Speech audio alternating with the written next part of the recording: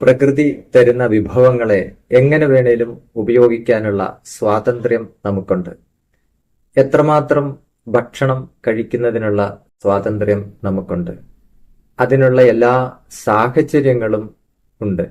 അപ്പൊ അങ്ങനെയുള്ള എല്ലാ സാഹചര്യങ്ങൾ ഉള്ളപ്പോൾ നാം ധാരാളം ഭക്ഷണം കഴിക്കുന്നു, ഇഷ്ടമുള്ള ഭക്ഷണം കഴിക്കുന്നു, ആവശ്യത്തിലും അധികം നാം കഴിക്കുന്നു. എന്നാൽ ഇങ്ങനെയുള്ള എല്ലാ സാഹചര്യങ്ങൾ ഉള്ളപ്പോഴും ആവശ്യത്തിന് മാത്രം കഴിക്കുക എന്ന ശീലമാക്കിയിട്ടുള്ള ചില ആളുകളുണ്ട് നമ്മുടെ ഇടയിൽ. എന്ന് വെച്ചാൽ പ്രാണനെ നിലനിർത്താൻ വേണ്ടിയിട്ടാണല്ലോ ഭക്ഷണം നാം കഴിക്കുന്നത്.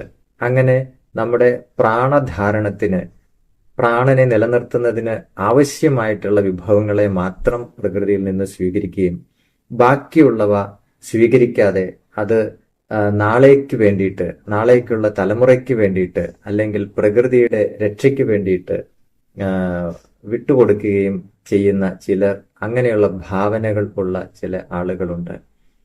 അങ്ങനെ തൻ്റെ പ്രാണനെ നിലനിർത്തുന്നതിന് മാത്രം ആയിട്ട് ഭക്ഷണത്തെ സ്വീകരിക്കുന്നതിനെ യോഗശാസ്ത്രത്തില് സന്തോഷം എന്നാണ് പറയുക. അങ്ങനെ സ്വീകരിക്കുന്നതിന്റെ പേരാണ് സന്തോഷം എന്ന്.